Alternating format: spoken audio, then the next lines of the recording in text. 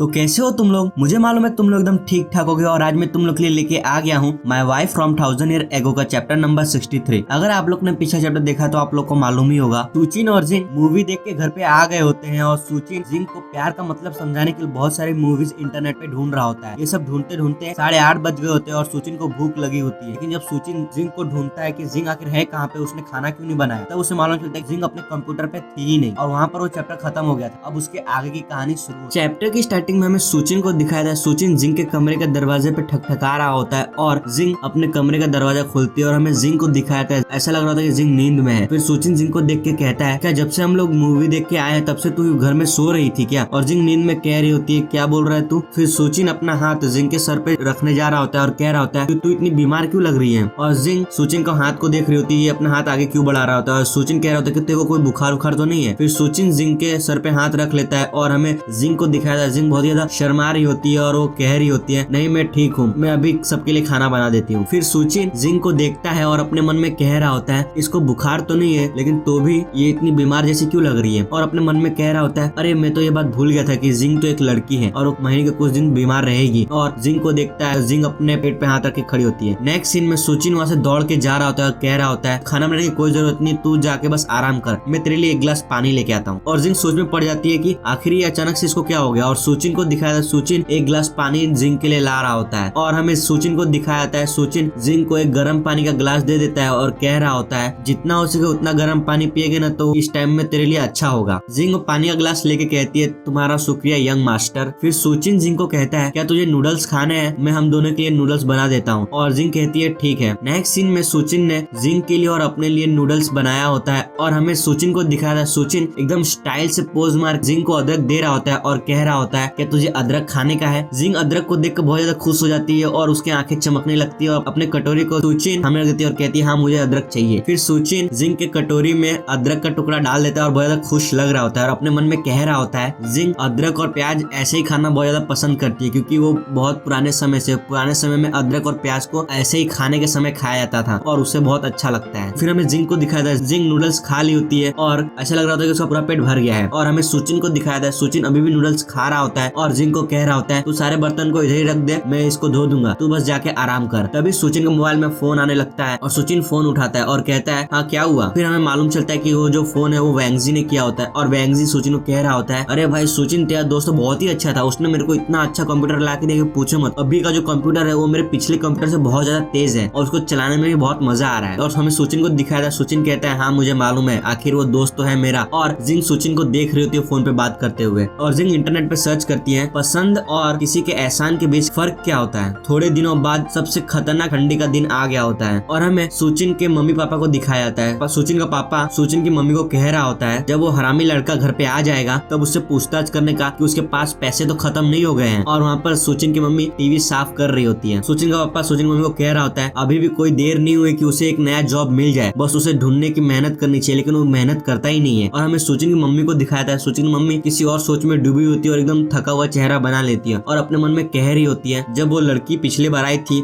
उसके साथ बात करने में कितना मजा आ रहा था, लेकिन सुचिन उसे जल्दी घर पे लेके चला गया। मुझे और भी ज्यादा उससे बात करनी है और मुझे पता करना है आखिर वो है कैसी, आखिर वो करती क्या है। तभी सुचिन घर पे आ जाता है और चिल्लाते हुए कह रहा होता है मम्मी पापा मैं घर पे आ गया। फिर सुचिन की मम्मी बहुत ज्यादा खुश हो जाती है और कह रही होती है अभी तो मैं शैतान को याद कर रही थी और शैतान आ भी गया। फिर हमें सुचिन और जिंग को दिखाया जाता है सुचिन दरवाजा बंद कर रहा होता है और जिंग कह रही होती है कैसे हो अंकल और आंटी, और मैं आपके लिए कुछ तोहफा भी लाई हूँ। फिर सुचिन की मम्मी जिंग के पास आके बात कर रही होती है और कह रही होती है अरे कितनी अच्छी बात है, आज तूने मेरे लिए गिफ्ट भी लाई है, इसकी कोई जरूरत नहीं थी। फिर सुचिन अपना कोट उतारते हुए अपनी मम्मी को कह रहा होता है मम्मी आज रात को खाने के लिए आप क्या बना रही हो? आप चाहो तो जिंग आपकी मदद भी कर सकती है क्योंकि मैं जिंग की तारीफ नहीं कर रहा, लेकिन जिंग जो भी खाना बनाती है वो बहुत ज्यादा टेस्टी होता है, ऐसा लगता है कि ये दूसरी दुनिया का खाना है। फिर हमें सुचिन के पापा को दिखाया था सुचिन का पापा बहुत ज्यादा गुस्से में लग रहा होता है और अपने मन में कह रहा होता है ये लड़का जब भी आता है तभी अपनी गर्लफ्रेंड के बारे में बहुत ज्यादा तारीफ करता रहता है और ऐसा लगता है कि ये शो ऑफ कर रहा है कि इसके पास ही एक लौती गर्लफ्रेंड है। सुचिन की मम्मी सुचिन को कहती है अरे इसकी कोई जरूरत नहीं है, तू बस यहाँ पे आराम से बैठ, मैं खाना बना के तुम लोग को बुलाती हूँ। फिर सुचिन जिंग का कोट उतार रहा होता है और कह रहा होता है तुम मुझे अपना कोट दे दे और वहाँ पर बैठ के तो टीवी देख। और वहाँ पर सुचिन का पापा बुक खोल के पढ़ रहा होता है। फिर हमें टीवी में दिखाया था टीवी में न्यूज चल रहा होता है और न्यूज वाला कह रहा होता है सबको गुड आफ्टरनून, तो आज की न्यूज है और बहुत सारे न्यूज बता रहा होता है और सुचिन का पापा सुचिन और जिंग को देख रहा होता है और हमें सुचिन और जिंग को दिखाया था सुचिन जिंग को संतरे छिल के दे दिया होता है खाने के लिए और जिंग खा रही होती है और सुचिन का पापा जिंग पूछ पूछ रहा होता है, जिंग तू क्या काम करती है? ये बात सुन के सोचिन और जिंग सोचिन के पापा की तरफ देख रहे होते हैं। तभी सोचिन के पापा अपने मन में कह रहा होता है, जब ये पिछली बार आई थी तब मैं इससे ज्यादा कुछ सवाल पूछ नहीं पाया और सोचिन इसको लेके चला भी गया था, लेकिन इस बार मैं ऐसा होने नहीं दूंगा, इस बार मैं सब कुछ जान के रहूंगा। फिर जिंग और सोचिन को दिखाया जाता है। सोचिन और जिंग अपने मम्मी पापा के घर पे आने से पहले सोचिन जिंग को सब कुछ समझा रहा होता है। पिछली बार तो हम लोग ने उनके सवाल को टाल दिया था, लेकिन इस बार ऐसा नहीं हो पाएगा, इसलिए जब भी मेरे मम्मी पापा तुझसे कुछ सवाल पूछेंगे तुझे इस तरीके का कोई जवाब देना होगा और मैंने जो सिखाया उसी तरीके का जवाब देना, ठीक है ना? फिर हमें जिंग को दिखाया जाता है जब सोचिन के पापा ने जिंग से पूछा था कि तू क्या काम करती है, तभी जिंग सोचिन के पापा के सवाल का जवाब दे रही होती है। बहुत सारे कंप्यूटर और उसके अंदर के प्रोसेसर की वजह से मैं इंटरनेट से कनेक्ट हो पाती हूँ और इंटरनेट से कनेक्ट होने के बाद इस आधुनिक समय के बहुत सारे लोगों के साथ अपनी बातें शेयर करती हूँ, जिससे कि उन लोगों को मेरी जरूरत पड़े तो मैं उनकी क्या क्या मदद कर सकती हूँ, इस तरीके के काम मैं करती हूँ। ये बात सुनकर सोचिन का बहुत ज्यादा कंफ्यूज लग रहा होता है, अपने चश्मे ठीक कर रहा होता है, आखिर इस लड़की ने बोला क्या? फिर हमें सोचिन के पापा को दिखाया था। सोचिन के पापा जिंग से मुड़ जाता है और कह रहा होता है, बहुत अच्छी बात है, लगता है तो बहुत ही अच्छा काम कर रही है, और अपने मन में कह रहा होता है, हालांकि मुझे समझ में नहीं आया कि ये काम क्या करती है, लेकिन मुझे इसकी बात सुन के ऐसा लगता है कि बहुत ही अच्छा काम करती है। फिर हमें सोचिन को दिखाया था। सोचिन जिंग को इशारा करते हुए कह रहा होता है, बहुत बढ़िया, तूने आखिरकार मेरे बाप को उल्लू बना दिया। फिर हमें सोचिन के पापा को दिखाया जाता है। सोचिन के पापा सोचिन को कह रहा होता है, बहुत मेहनत का काम लगता है, लेकिन तू करती क्या है, मुझे थोड़ा अच्छे से बता। ये बात सुन के सोचिन और जिंग को झटका लगता है। फिर हमें जिंग को दिखाया था। जिंग एक रोबोट की तरह सोचिन के पापा को कह रही होती है, मैं 1 से लेकर 9 नंबर तक का यूज करती हूँ और मैं एक्स और वाई का कुछ ज्यादा यूज करती हूँ। वो जो मेरे कंप्यूटर में जो स्क्रीन रहते हैं वो मैं एक्स और वाई की मदद से बहुत सारी चीजों को मूव करती हूँ और नंबर की मदद से बहुत सारे काम करती हूँ और इन सब की मदद से मैं अपना काम करती हूँ। फिर हमें सोचिन के पापा को दिखाया था। सोचिन के पापा को अभी भी कुछ समझ में नहीं आ रहा होता है और अपने मन में कह रहा होता है, ये जो भी कुछ बोल रही है मुझे कुछ समझ में क्यों नहीं आ रहा है, ऐसा लगता है कि मैं कुछ ज्यादा ही बूढ़ा हो गया हूँ। और अपने मन में कह रहा होता है, इसकी गर्लफ्रेंड तो बहुत मेहनती है और ऐसा लगता है कि भगवान ने इसकी किस्मत को ज्यादा ही अच्छी लिखी, तभी तो इसको इतनी अच्छी गर्लफ्रेंड मिली। फिर हमें सोचिन के पापा को दिखाया था। सोचिन के पापा जिंग को किस तरीके से देखता है और हमें जिंग को दिखाया जाता है। जिंग बहुत ही स्मार्ट लग रही होती है, उसके पास कॉलेज की डिग्री होती है, ऐसा लग रहा होता है कि वो बहुत ही ज्यादा टॉप यूनिवर्सिटी की स्टूडेंट है और जो पास होकर अभी अभी आई है। नेक्स्ट सीन में सोचिन का पापा सोचिन को घूर रहा होता है और सोचिन अपने पापा को देख के कह रहा होता है, क्या वो आप मुझे से घूरे क्यों जा रहे हो? फिर हमें सोचिन के पापा को दिखाया था। सोचिन का पापा सोचिन पे गुस्सा होकर कह रहा होता है, अपनी गर्लफ्रेंड से कुछ सीख, ये तेरे लिए अच्छा होगा कि तू भी कोई अच्छी सी जॉब ढूंढ के अब सेटल हो जा, सिर्फ तू यूट्यूब की मदद से पैसे कमा रहा है, तू उस वीडियो की वजह से बस अभी के टाइम पे तू अपना पेट भर पा रहा है, लेकिन बाद में क्या, उस वीडियो की वजह से तो पूरी जिंदगी तो अपना पेट नहीं भर पाएगा। फिर सोचिन एकदम आराम से अपने पापा को कह रहा होता है, मैंने कब कहा कि मैं अपनी पूरी जिंदगी उस वीडियो के सहारे रहूंगा। फिर सोचिन का पापा सोचिन पे गुस्सा होकर कह रहा होता है, तो फिर तेरे आगे का क्या प्लान है और तूने सोचा क्या वो मुझे बता। फिर हमें सोचिन को दिखाया था। सोचिन बहुत ज्यादा खुश हो के अपने पापा को कह रहा होता है और उसकी आंखें भी चमक रही होती है, एक दिन मैं बहुत बड़ा बिजनेस स्टार्ट करूंगा और बहुत बड़ा ऑफिस खोलूंगा और ऐसी कंपनी ढूंढूंगा जिसे मैं स्टॉक मार्केटिंग में बेच सकूं